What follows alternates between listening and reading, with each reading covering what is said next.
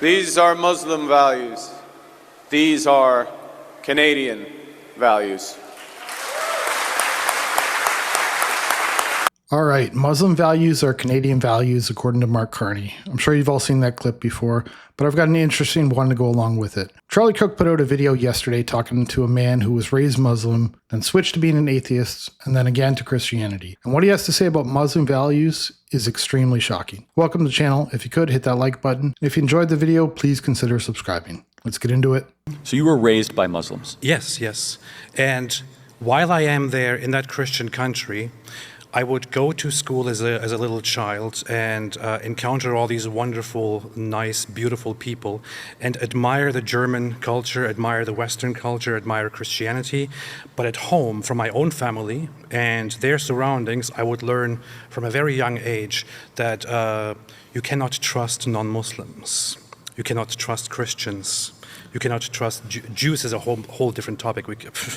It's more than not trusting Jews. Yes. We're already off to a really bad start, but it gets incredibly worse as we get to the end. If you don't know who Charlie Kirk is, he's an American conservative political activist, author, and media personality. And he's got an amazing channel on YouTube, so check him out. The link to this video will be in the description. Through a rapid fire, if that's okay. Sure. But let's first go through Islam 101. Mm-hmm. Is it true that they say Muhammad is the greatest man ever to live? Yes. Was Muhammad a warlord? Yes. How many people did he? Personally or approximation? Lots. Thousands? Yeah. How many was he responsible for? Tens of thousands? Yeah. Okay. Is it true that he married a 9-year-old named Aisha? No, he actually married a 6-year-old. Oh, I'm Aisha. sorry. Okay. And So 6-year-old.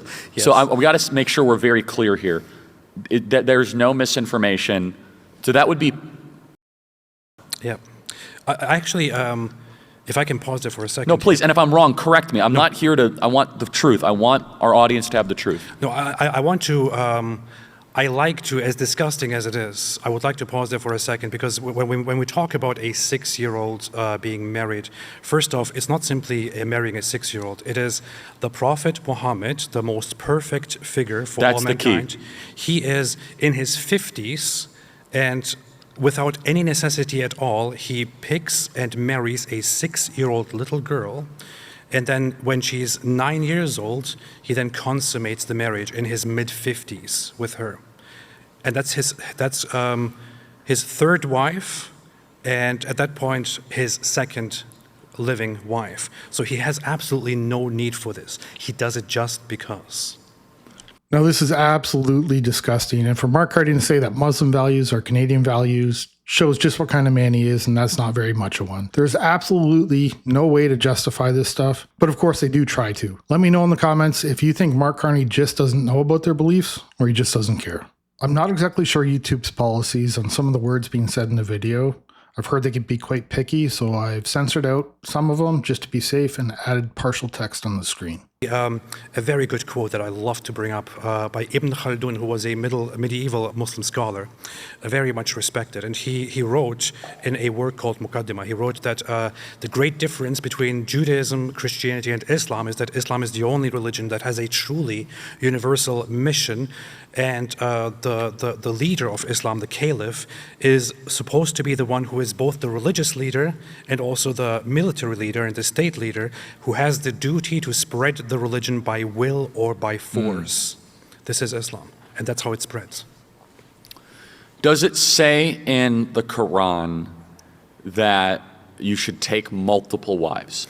It says you can take multiple wives. Okay, but not that you should, but you can. Yeah, you can. You cannot take up to 1, 2, 3, 4, like tomatoes. Like Got it. Yeah. Is it true that it talks very poorly about women? Yes. How so? Well, in chapter 4 is very funny. It's called... In the Surah 4 or whatever? Yeah, the Surah 4 is called Women. And some Muslims will say, look, it has a chapter called Women. It must be nice to women. Well, look into the chapter. So in verse 24 of it, it says that that Muslims may only have sex with those that they are married to and with those that they possess, which means with their sex slaves. What do you even say to this stuff? I'm shocked that anyone who has these beliefs would even be allowed into the country. I've heard bits and pieces of this stuff before, but I didn't know if it was actually true, and I never even bothered looking into it. I know Canada has freedom of religion, but this doesn't even seem like a religion. It seems like an excuse to commit horrible crimes and justify it. So Islam directly allows slavery through war and also tells Muslims that they are allowed to have sex with them as they wish. In verse 34, it then says that that Muslim women are to obey their husbands fully because he is superior. If she disobeys, or no, if a husband fears arrogance from a woman, he is to admonish her, separate in beds, and if that doesn't help, he may beat her.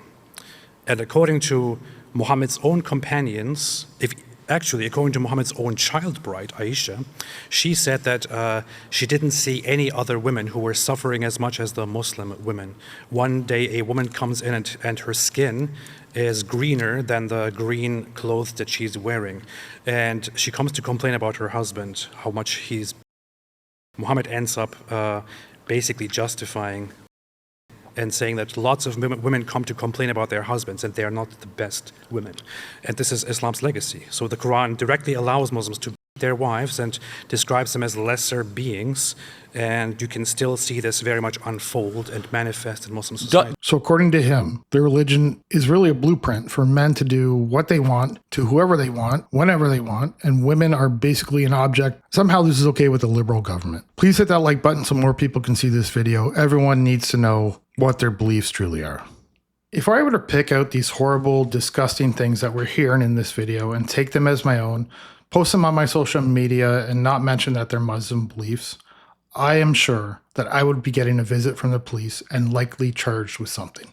Is it true it says to convert or... Yes, there is another option. So chapter 9, verse 29. Tax, right? Yeah. It says... Which is that, what's the word you said? Jizya. Yeah. It says directly there that those who don't accept Islam and those who don't believe in Allah and Muhammad, you are to fight them, specifically Jews and Christians and others, until they are humiliated and pay protection money. So you are to convert them or to make them pay protection money. If they don't pay protection money, you can kill them. It's interesting that people would move to a country that has freedom of religion, but their own religion doesn't allow us to choose ours. On top of that, they believe they have the right to force us to take on their beliefs. There's so much more in the video that I didn't include, so go check it out. Link will be in the description. Again, if you liked the video, please hit that like button, drop a comment below. I read them all, and I try to respond to as many as I can. Also, I am trying to get to 2,000 subscribers, so if you could, please consider subscribing. Every single one counts, and I would really appreciate it. That's it for this one. I'll see you in the next one.